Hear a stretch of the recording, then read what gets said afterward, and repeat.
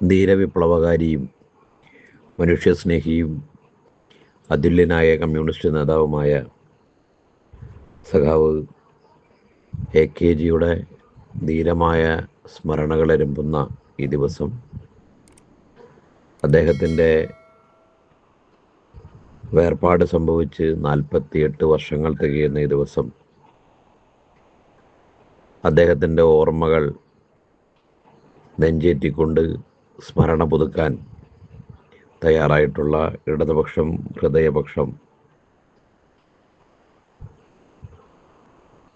നവമാധ്യമ കൂട്ടായ്മയ്ക്ക്, സമൂഹ മാധ്യമ കൂട്ടായ്മയ്ക്ക് ഹൃദയം നിറഞ്ഞ അഭിവാദ്യങ്ങൾ രേഖപ്പെടുത്തുകയാണ്. ഈ പരിപാടിക്ക് സ്വാഗതം പറഞ്ഞ പ്രിയപ്പെട്ട KP രാജൻ ചേട്ടൻ, അതുപോലെ പരിപാടിയുടെ അധ്യക്ഷനായിട്ടുള്ള പ്രിയപ്പെട്ട ശ്യാം വാണിയംകുളം,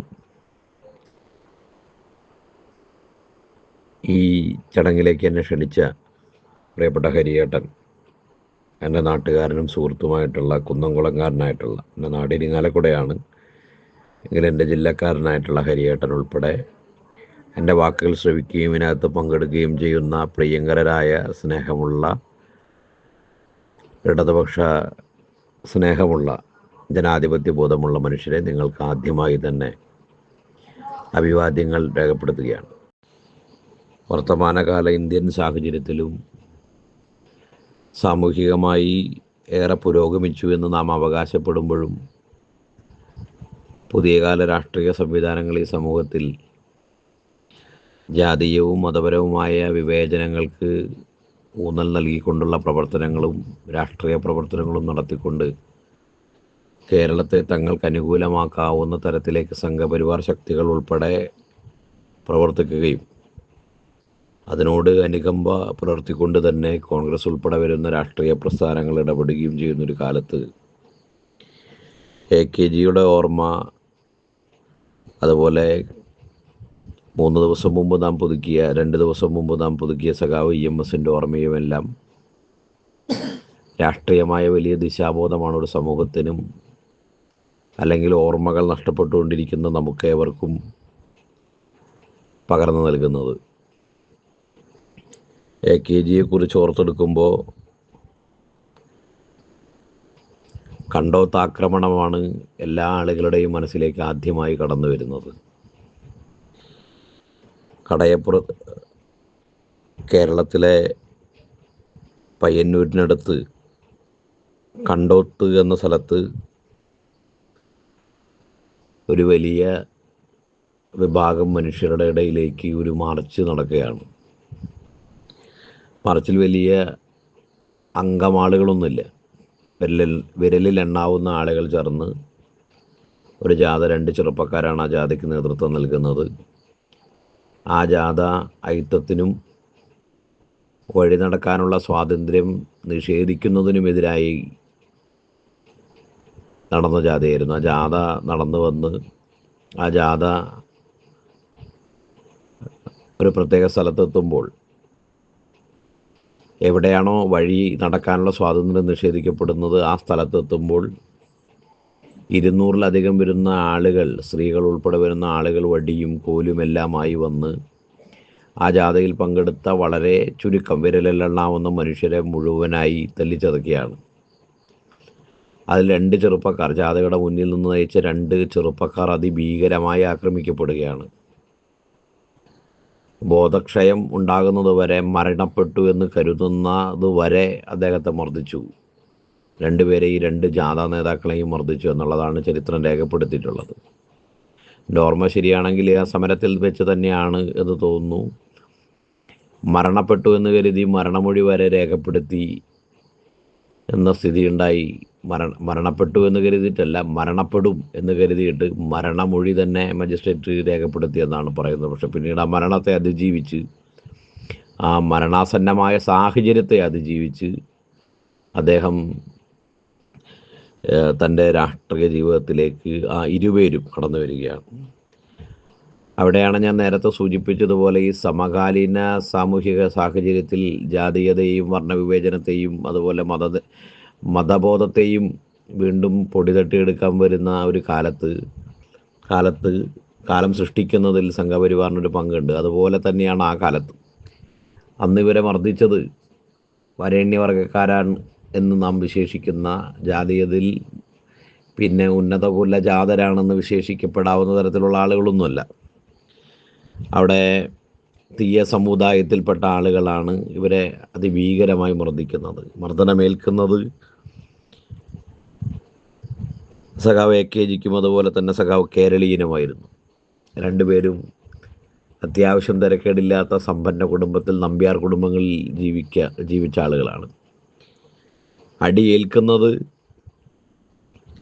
അവിടെ പള്ളിയറ, ഹരിജനങ്ങളുടെ പള്ളിയറ എന്ന ആരാധനാ കേന്ദ്രത്തിലേക്ക് അവർ ഇതുവഴി നടന്നു പോകാൻ പാടില്ല എന്ന് പറഞ്ഞുകൊണ്ട് ഉള്ള ബോർഡുകൾ വെച്ചതിൻ്റെ അടിസ്ഥാനത്തിൽ മനുഷ്യർക്ക് വഴി നടക്കാൻ അവകാശമുണ്ട്, അവിടെ ജാതി തിരിച്ച് അതിർത്തി വയ്ക്കാൻ കഴിയില്ല എന്ന കാര്യം പറഞ്ഞ് ഹരിജൻ വിഭാഗത്തിൽപ്പെടുന്ന മനുഷ്യർക്ക് വേണ്ടി നടത്തുന്ന സമരത്തിൽ നേതൃത്വം കൊടുക്കുന്നത് നമ്പ്യാർ വിഭാഗത്തിൽപ്പെട്ട രണ്ടാളുകൾ.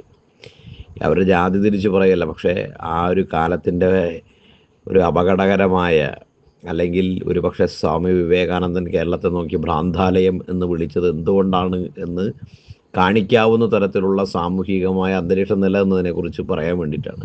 നമ്പ്യാർ വിഭാഗത്തിൽപ്പെട്ട രണ്ട് ചെറുപ്പക്കാരുടെ നേതൃത്വത്തിൽ വിരലിലെണ്ണാവുന്ന ആളുകൾ മാർച്ച് നടത്തുമ്പോൾ തീയ സമുദായത്തിൽപ്പെട്ട ആളുകൾ അവരെ അതിഭീകരമായി മർദ്ദിക്കുകയാണ്. പക്ഷെ ആ മർദ്ദനം കൊണ്ട് കേരളത്തിലെ രാഷ്ട്രീയ പ്രവർത്തനത്തിനോ സാമൂഹിക പ്രവർത്തനത്തിനോ തൻ്റെ മുദ്രാവാക്യങ്ങൾക്കോ സഖാവ് AKG ഒരു കുറവും വരുത്തിയില്ല. അത് കൂടുതൽ തീക്ഷണമായി നമ്മുടെ സമൂഹത്തിൽ അലയടിക്കുകയാണ് ഉണ്ടായിട്ടുള്ളത്. നാം ചരിത്രത്തിൽ വായിച്ചിട്ടുള്ള വിവിധങ്ങളായ സമരങ്ങളെല്ലാം AKG ആ കാലഘട്ടത്തിൽ ജീവിച്ചിരുന്ന തൊഴിലാളികളുടെയും സാധാരണ മനുഷ്യരുടെയും എല്ലാം ജീവിത പ്രശ്നങ്ങളിൽ ഇടപെട്ടതിൻ്റെ ഭാഗമായി ഉയർത്തിക്കൊണ്ടുവന്ന ആശയ ചർച്ചകളുടെ ഭാഗമായി രൂപപ്പെട്ടിട്ടുള്ള സമരോൽപ്പന്നങ്ങളാണ്. ആ സമരങ്ങളാണ് പിന്നീട് മഹത്തായ അവകാശ സമരങ്ങളായി മാറിയതും ആ സമരങ്ങളുടെ ഒടുക്കം മനുഷ്യജീവിതത്തിന് ഉതകുന്ന തരത്തിലുള്ള നിയമങ്ങൾ ഇന്ത്യൻ പാർലമെൻറ്റിലും കേരള നിയമസഭയിലുമൊക്കെ പാസ്സാക്കപ്പെടുകയും അതിൻ്റെ തുടർച്ചയെന്നോണമാണ് ഈ രാജ്യത്ത് ഇന്ന് നിലനിൽക്കുന്ന ജീവിതക്രമങ്ങൾ രൂപപ്പെട്ടിട്ടുള്ളത്. റേഷൻ സമ്പ്രദായം നമുക്കറിയാം, AKGയുടെ നിർദ്ദേശത്തിൻ്റെ ഭാഗമായി ചർച്ച ചെയ്യപ്പെട്ട് രൂപീകരിക്കപ്പെട്ടതാണ്. ബാങ്കുകൾ ദേശസാൽക്കരിക്കപ്പെടുന്നത് സംബന്ധിച്ച് AKG പാർലമെൻറ്റ് പ്രതിപക്ഷ ലീഡറായിരിക്കുന്ന കാലത്ത് അവതരിപ്പിച്ച പ്രസംഗങ്ങളുടെ ഭാഗമായി രൂപപ്പെട്ടതാണ്. ഇന്ത്യൻ കോഫി ഹൗസ് പോലുള്ള സംവിധാനങ്ങൾ ഇന്ത്യൻ പാർലമെൻറ്റിനകത്ത് സംസാരിക്കുന്നത് AKGയുടെ പ്രസംഗത്തിൻ്റെ ഭാഗമായി ഉയർന്നു വന്ന ആശയത്തിൻ്റെ ഭാഗമായി രൂപപ്പെട്ടതാണ്. കർഷകർക്ക് വേണ്ടി അദ്ദേഹം നടത്തിയ വിവിധങ്ങളായ സമരങ്ങൾ, അവകാശ പോരാട്ടങ്ങൾ, മനുഷ്യൻ്റെ മൗലിക അവകാശത്തെ സംബന്ധിച്ച് ചോദ്യം ചെയ്തുകൊണ്ട് എനിക്ക് തോന്നുന്നു ഇപ്പോഴും നിയമവിദ്യാർത്ഥികൾ പഠിക്കുന്ന പാഠഭാഗങ്ങളിൽ ഏറ്റവും പ്രധാനപ്പെട്ടതാണ് AK Gopalan versus Madras state of Madras എന്നുള്ള കേസ്. മൗലിക അവകാശങ്ങൾക്ക് വേണ്ടി അദ്ദേഹം നടത്തിയ നിയമപോരാട്ടം ചെറുതല്ല. ആ നിയമപോരാട്ടം ഈ കേരളത്തിലും നമ്മുടെ രാജ്യത്തും ഒരുപക്ഷെ ലോകത്താകെ മാനവിക ബോധം ഉടലെടുക്കപ്പെടുന്നതിലും മാനവികമായി ഒരു ഗവൺമെൻറ്റും ഭരണാധികാരി വർഗങ്ങളും എങ്ങനെ നിലകൊള്ളണം എന്നത് സംബന്ധിച്ചിട്ടുള്ള ചർച്ചകൾക്ക് വഴിവെച്ചിട്ടുണ്ട്. ആ നിലയിൽ ഇടപെട്ടു എന്നുള്ളത് കൊണ്ട് തന്നെ 5 തവണ ലോകസഭയിലേക്ക് തിരഞ്ഞെടുക്കപ്പെട്ടിട്ടുണ്ട് അദ്ദേഹം. 1964 കമ്മ്യൂണിസ്റ്റ് പാർട്ടി പിളർന്നപ്പോൾ, അവിഭക്ത കമ്മ്യൂണിസ്റ്റ് പാർട്ടിയിൽ നിന്ന് ഇന്ന് കാണുന്ന മാർക്സിസ്റ്റ് പാർട്ടി രൂപീകരിക്കപ്പെടുമ്പോൾ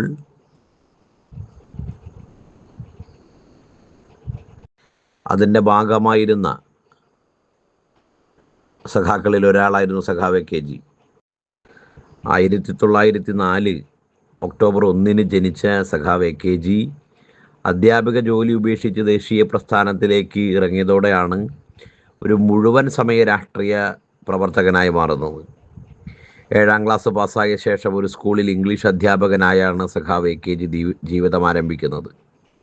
അധ്യാപകൻ എന്ന നിലയിൽ അദ്ദേഹം സമർത്ഥനായ ഒരു അധ്യാപകനായിരുന്നു. അന്നൊക്കെ പച്ചപ്പരിഷ്കാരിയായിരുന്ന ഗോപാലൻ 21-ാമത്തെ വയസ്സിൽ വിദേശ വസ്ത്രങ്ങൾ ബഹിഷ്കരിച്ചുകൊണ്ട് തൻ്റെ രാഷ്ട്രീയ ജീവിതത്തിന് തുടക്കമിടാണ്.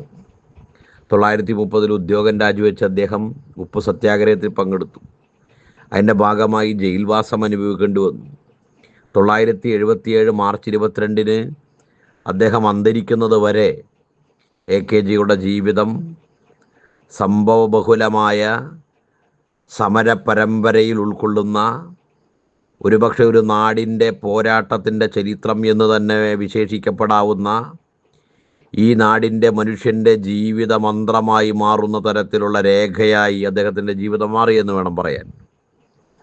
1952 ആദ്യത്തെ പാർലമെൻറ്റ് തെരഞ്ഞെടുപ്പിൽ കണ്ണൂരിൽ നിന്ന് വിജയിച്ച അദ്ദേഹം കോൺഗ്രസിന് മൃഗീയ ഭൂരിപക്ഷമുണ്ടായിരുന്ന പാർലമെൻറ്റിൽ പ്രതിപക്ഷ നേതാവായിരുന്നു. നെഹ്റു മന്ത്രിയും മലയാളിയായ സഖാവ് AKG പാർലമെൻറ്റിൽ പ്രതിപക്ഷ നേതാവുമായി ഇരിക്കുകയായിരുന്നു. KPCCയുടെ അധ്യക്ഷൻ, AICC അംഗം, അഖിലേന്ത്യാ കിസാൻ സഭയുടെ പ്രസിഡന്റ്, CPIMൻ്റെ നേതാവ്, പാർലമെൻറ്റിലെ പ്രതിപക്ഷ നേതാവ് എന്നിങ്ങനെ വിവിധ മേഖലകളിലായി പ്രവർത്തിച്ച AKG നേതൃത്വം നൽകിയ സമരങ്ങളും നിരവധിയായിരുന്നു. ഗുരുവായൂർ ക്ഷേത്രപ്രവേശന സത്യാഗ്രഹം, പാലിയം സത്യാഗ്രഹം, അമരാവതിയിലെ കുടിയിറക്കത്തിനെതിരായി നടത്തിയ സമരം, നിരാഹാര സമരം എന്നിവയെല്ലാം AKGയെ ഒരു ചരിത്ര പുരുഷനാക്കി മാറ്റുന്നതിന് കാരണമായ സമരങ്ങളാണ്. കോൺഗ്രസ് പ്രവർത്തകനായി രാഷ്ട്രീയ പ്രവർത്തനം ആരംഭിച്ച് AKG പിന്നീട് കോൺഗ്രസ് സോഷ്യലിസ്റ്റ് പാർട്ടി വഴി കമ്മ്യൂണിസ്റ്റുകാരനായി. കമ്മ്യൂണിസ്റ്റ് പാർട്ടി പിളർന്നപ്പോൾ CPMന് ജനകീയ അടിത്തറ നൽകുന്നതിന് AKGയുടെ സംഭാവന നിർണായകമായിരുന്നു. 1941 വെല്ലൂർ ജയിൽ ചാടി ഒളിവിൽ പോയ AKG പിടിക്കപ്പെട്ടത് വീണ്ടും അവിടെ തന്നെ തടവുകാരനായി എത്തി. ഒരിക്കൽ കൂടി ജയിൽ ചാടി AKG 1946 വരെ ഒളിവിൽ കഴിഞ്ഞ് രാഷ്ട്രീയ പ്രവർത്തനം നടത്തുകയായിരുന്നു. പാവങ്ങളുടെ പടത്തലവൻ, കേരളം ആദരവോടെ അതിലേറെ സ്നേഹത്തോടെ ഒരാളെ മാത്രമേ വിളിച്ചിട്ടുള്ളൂ. അങ്ങനെ വിളിച്ചിട്ടുള്ള സഖാവ് AKGയാണ്.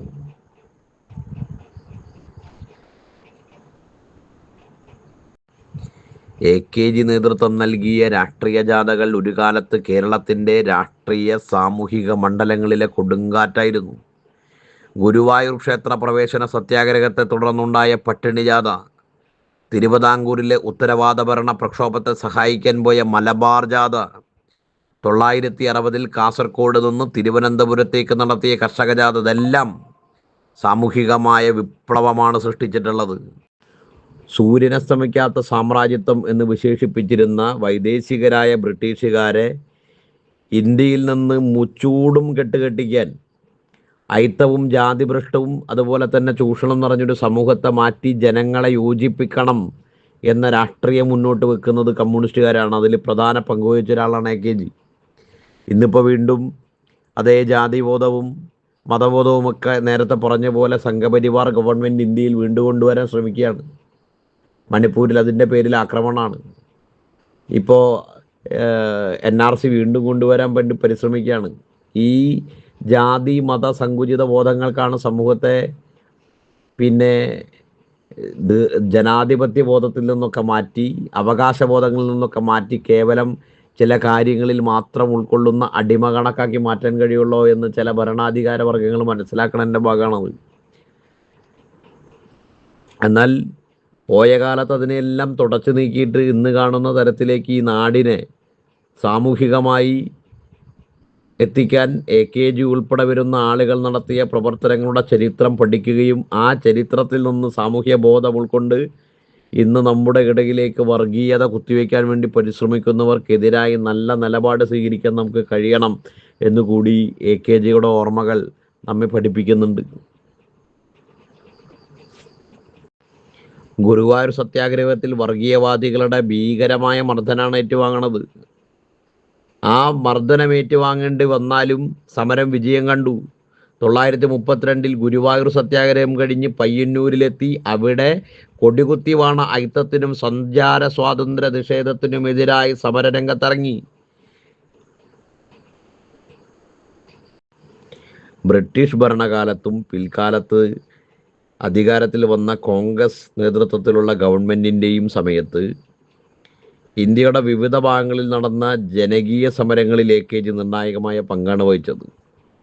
ബ്രിട്ടീഷുകാർ ഒരു വശത്ത് സാമ്രാജ്യത്വ ഭരണമാണ് നടപ്പാക്കിയെങ്കിൽ, അവർക്ക് വേണ്ടിയുള്ള ഭരണമാണ് നടപ്പാക്കിയെങ്കിൽ, പിന്നീട് വിവിധ സമരങ്ങളുടെ ഭാഗമായി ഇന്ത്യ സ്വാതന്ത്ര്യം നേടി ഇന്ത്യയിൽ തന്നെയുള്ള ആളുകൾ അധികാരത്തിൽ വന്നെങ്കിലും അത് തീർച്ചയായും ഒരു വിഭാഗത്തിൽപ്പെട്ട വരുന്ന വരേണ്യ വിഭാഗത്തിൽപ്പെട്ടവന് സമ്പന്നന് വേണ്ടിയായിട്ടുള്ള ഒരു ഗവൺമെൻറ് മാത്രമായി മാറിയപ്പോൾ അതിനെതിരായി വിവിധങ്ങളായ സമരങ്ങളാണ് ഈ രാജ്യത്ത് നടപ്പായത്. ആ സമരങ്ങളുടെ എല്ലാം നേതാവായി നിന്നത് സഖാവ് AKG ആണ്. AKGയെക്കുറിച്ച് ഓർത്തെടുക്കുമ്പോൾ നമ്മുടെ നാട് ഇതുവരെ നേടിയെടുത്ത മാനവികമായ മുന്നേറ്റങ്ങളുടെയും നമ്മുടെ നാടിൻ്റെ പോയകാല സമരചരിത്രങ്ങളുടെയും കഥയാണ് നമുക്ക് ഓർത്തെടുക്കാൻ കഴിയുക. AKG ഉൾപ്പെടെയുള്ള ദേശീയ നേതാക്കളുടെ പോരാട്ടങ്ങളുടെ ഭാഗമായി രൂപം കൊണ്ട മതനിരപേക്ഷ ഇന്ത്യയെ മതരാഷ്ട്രമാക്കാനുള്ള നീക്കത്തിലാണ് ഇന്ന് ഇന്ത്യ ഭരിക്കുന്ന BJP. മൂന്നാം വട്ടം അധികാരത്തിൽ കയറിയതിന് ശേഷം ഇതുവരെ തുടർന്ന അതേ നിലയിലുള്ള ഫാസിസ്റ്റ് ക്രമത്തിലുള്ള ഭരണ സംവിധാനത്തിന് അവർ നേതൃത്വം കൊടുത്തുകൊണ്ടിരിക്കുകയാണ്. അതിനായി അവർ ഈ രാജ്യത്തെ ഭിന്നിപ്പിക്കുകയാണ്. മണിപ്പൂർ കലാപം പോലെയുള്ള കാര്യങ്ങൾ രാഷ്ട്രീയ നേട്ടത്തിനായി സൃഷ്ടിക്കപ്പെട്ടതാണ്. ജനാധിപത്യ മൂല്യങ്ങളെല്ലാം ഇല്ലാതാക്കിക്കൊണ്ടിരിക്കുകയാണ്. ഒരു രാജ്യം ഒരു തെരഞ്ഞെടുപ്പ് പോലുള്ള മുദ്രാവാക്യങ്ങൾ ഉയർത്തുകയാണ്. ബഹസ്വരതയുടെ സമ്പത്തായിരുന്ന നമ്മുടെ രാജ്യത്തെ ഏകസ്വരൂപത്തിലേക്ക് മാറ്റാനുള്ള പരിശ്രമമാണ് BJP നടത്തിക്കൊണ്ടിരിക്കുന്നത്. അതിനായി നമ്മുടെ ഭരണഘടനയെ തന്നെ മാറ്റിമറിക്കാനാണ് സംഘപരിവാർ പരിശ്രമിക്കുന്നത്. ബഹുഭൂരിപക്ഷം സംസ്ഥാനങ്ങളിലും BJP ഭരണം പിടിച്ചിട്ടുള്ളത് ജനാധിപത്യത്തെ ഹത്യ നടത്തിക്കൊണ്ടാണ്. ഇന്ത്യൻ പാർലമെന്റിനെ നോക്കുകുത്തിയാക്കിക്കൊണ്ട് ഒരു ഭരണം നടത്തുന്ന സ്ഥിതിയിലാണ് ഇന്ന് രാജ്യത്തെ ഗവൺമെൻറ് മുന്നോട്ട് പോകുന്നത്. എതിർക്കുന്ന പാർലമെൻറ്റ് അംഗങ്ങളെ നിഷ്പ്രയാസം നോട്ടീസ് കൊടുത്ത് സസ്പെൻഡ് ചെയ്യുന്ന സ്ഥിതിയിലാണ് കേന്ദ്ര സർക്കാർ അതിൻ്റെ നടപടി സ്വീകരിച്ചുകൊണ്ടിരിക്കുന്നത്. മോദി ഭരണത്തിൽ ഈ രാജ്യത്തെ സാധാരണക്കാർ, കർഷകർ, തൊഴിലാളികൾ അങ്ങനെ എല്ലാവരും വലയുകയാണ്. ഏത് മേഖലയെടുത്താലും ഇന്ത്യയെ നശിപ്പിക്കുന്ന തരത്തിലുള്ള സമീപനമാണ് ഈ സംഘപരിവാർ ഗവൺമെൻറ് പിന്തുടരുന്നത്. അതിശക്തമായ ജനകീയ പോരാട്ടങ്ങളിലൂടെ നമ്മുടെ നാട് നേടിയെടുത്തതും നമുക്ക് ജീവിക്കാൻ വേണ്ടി നേടിയെടുക്കേണ്ടതുമായിട്ടുള്ള അവകാശങ്ങളെ നിലനിർത്തുകയും പിടിച്ചു വാങ്ങുകയും ചെയ്യുന്ന തരത്തിലുള്ള സാമൂഹിക ബോധം നിലനിർത്താനുള്ള ക്രമത്തിലേക്ക് ഈ നാടിനെ കൊണ്ടുവരാൻ, ഈ നാടിനെ ക്രമപ്പെടുത്തുവാൻ AKGയുടെ ഓർമ്മയെ നമുക്ക് ഉപയോഗപ്പെടുത്താനാകണം. AKG എന്ന മഹാചരിത്രത്തെ ഈ നാടോർത്തെടുക്കേണ്ടത് കേവലം ഒരു നിമിഷം കൊണ്ട് മാത്രമല്ല, മറിച്ച് നമ്മുടെ ജീവിതയാത്രയിൽ അദ്ദേഹം ഉയർത്തിപ്പിടിച്ച മുഴുവൻ മുദ്രാവാക്യങ്ങളെയും ആശയങ്ങളെയും സമരപുളകങ്ങളെയും ഉൾച്ചേർത്തുകൊണ്ടുള്ള സാധ്യതകൾ സൃഷ്ടിക്കാൻ നമുക്ക് കഴിയണം എന്ന് മാത്രം അഭ്യർത്ഥിച്ചുകൊണ്ട് മുഴുവൻ സഖാക്കളെയും CPIM വേണ്ടി ഈ നവമാധ്യമ കൂട്ടായ്മയിൽ ഇടതുപക്ഷം ഹൃദയപക്ഷം നവമാധ്യമ കൂട്ടായ്മയുടെ ഭാഗമായി ഈ അനുസ്മരണ പരിപാടിയിൽ പങ്കെടുത്ത മുഴുവൻ പേർക്കും അഭിവാദ്യങ്ങൾ രേഖപ്പെടുത്തിക്കൊണ്ട് ഞാൻ എൻ്റെ വാക്കുകൾ അവസാനിപ്പിക്കുന്നു. സഖാക്കളെ ലാൽ സലാം.